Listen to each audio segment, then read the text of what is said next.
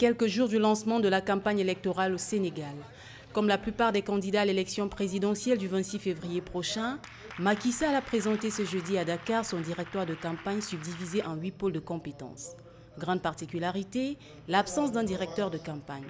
Selon l'ancien Premier ministre candidat à la présidentielle, l'objectif majeur de son directoire de campagne est de favoriser la mobilisation. Les enjeux sont d'une part, de privilégier l'esprit d'équipe et d'autre part, d'encourager la complémentarité et la synergie au sein de cette équipe aux profils diversifiés. Le directoire est constitué par des hommes, des femmes et des jeunes venus d'horizons divers. Vous retrouverez des leaders de partis, tout comme vous retrouverez des personnalités indépendantes connues par leur expérience dans les organisations internationales. Dans son programme présidentiel, la coalition Macky 2012 prône ce qu'elle appelle le chemin du changement en misant sur les jeunes, les femmes et le monde rural. La jeunesse est la partie la plus dynamique de notre population et la plus nombreuse. Donc c'est normal qu'on s'occupe d'abord des jeunes, qu'on s'occupe aussi des femmes. C'est une approche genre et de la famille. C'est pourquoi j'en ai fait une priorité, mais qu'on s'occupe aussi du monde rural, parce que c'est à travers le monde rural qu'on pourra assurer les bases du développement et de la relance économique. La coalition Macky 2012 a mis sur pied 7 dispositifs qui vont contribuer au développement du Sénégal. Il s'agit entre autres de la protection sociale pour tous, du bien-être familial, de l'opération Zéro Bidonville, d'une productivité développante et une bonne gouvernance.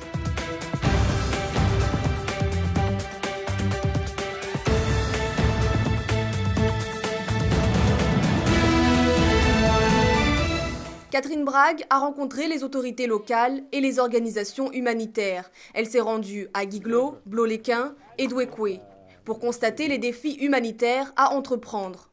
Elle a visité un camp à Naïbli, à Douékoué, où plus de 4500 personnes vivent dans des conditions difficiles. Non accès à l'eau potable et à l'électricité. Je ne veux pas que le monde pense que suite à l'établissement du gouvernement dans le pays, ça y est, le problème en Côte d'Ivoire est résolu. Je veux être en mesure de faire comprendre au monde qu'il y a encore des gens comme vous qui sont toujours déplacés, toujours sans eau, sans électricité, toujours dépendants d'un logement qui est fourni par la communauté internationale, dépendant de l'aide alimentaire. Je ne pense pas que ce devrait être votre futur. I don't think this is what your future should be.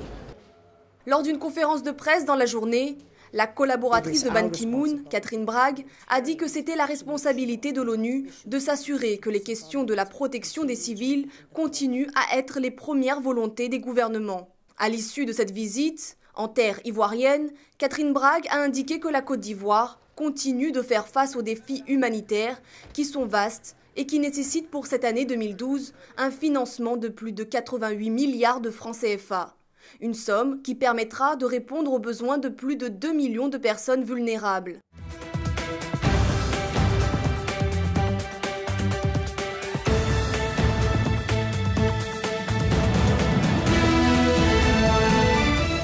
L'Afrique, nouvelle terre d'investissement. C'est la réflexion menée par le cercle Andrew Young autour d'une conférence débat sur le thème « Investir en Afrique, intérêts et enjeux ». La rencontre a eu lieu à Paris, à l'université américaine, et a réuni des intervenants de qualité, dont le sous-secrétaire aux affaires africaines, William Fitzgerald. L'assistance était composée d'experts, d'avocats spécialistes de droit d'affaires, d'économistes, d'entrepreneurs et d'étudiants.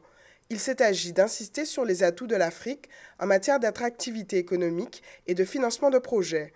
Les opportunités et les retombées financières attendues sont grandes. J'observe ces dernières années, plus précisément ces 2-3 dernières années, que l'Afrique est devenue de manière significative et récurrente une terre d'accueil pour des investissements massifs. Une croissance très importante, essentiellement liée à l'augmentation du niveau de vie des populations, et c'est quelque chose qui induira beaucoup d'opportunités d'investissement, aussi bien dans les secteurs comme les secteurs financiers, télécommunications, énergie et infrastructure. Cette conférence réhabilite la perception du continent africain dans un dialogue d'égal à égal avec des acteurs américains et européens de la sphère économique mondiale. Le rapport de l'Afrique avec ses autres partenaires commerciaux nécessite un réajustement. Consacrer une conférence en présence d'un ministre américain, avec des professionnels sur le thème « Pourquoi investir en Afrique ? Pourquoi c'est rémunérateur ? Pourquoi c'est utile ? Pourquoi de plus en plus de gens le font ?» Ça participe de cette idée du plaidoyer pour l'Afrique. L'Afrique nouvelle manne pour les investisseurs qui sont incités à avoir plus confiance et à prendre de plus audacieux engagements. Une voie que commencent à tracer les décideurs et intellectuels africains.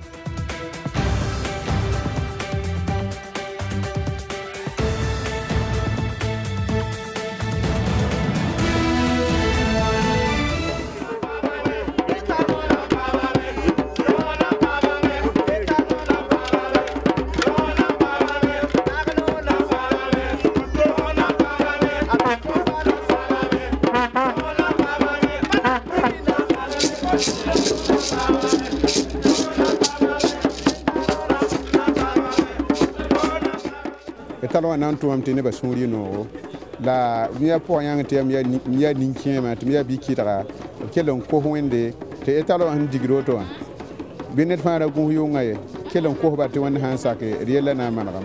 Compte tenu des entraînements qu'on a eu à voir, vraiment je suis convaincu à 100% la coupe va revenir au Burkina Faso.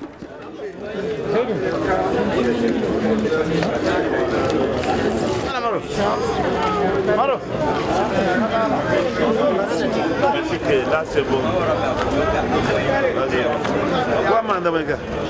On a une équipe athlétique de l'Angola qui a aussi fait des progrès. Mais nous devons, toute modestie mise à part, reconnaître que le 11 national aussi a quand même fait beaucoup de progrès. Il y a eu une bonification dans leur façon de jouer, dans l'expérience acquise, et nous pouvons être fiers de cette équipe-là. Il y a la Côte d'Ivoire, c'est vrai, qui part comme favori du groupe et qui a en tout cas un potentiel impressionnant. Mais nous avons joué plusieurs fois avec cette équipe. Nous savons que nous pouvons tenir tête à cette équipe, donc nous ne nous faisons pas trop de soucis ni d'illusions. Il faut aller doucement et sûrement, match par match, pour vraiment définir les objectifs, sans négliger bien entendu les adversaires, mais être en tout cas au sommet de son art, et je pense que les enfants ont quelque chose à démontrer.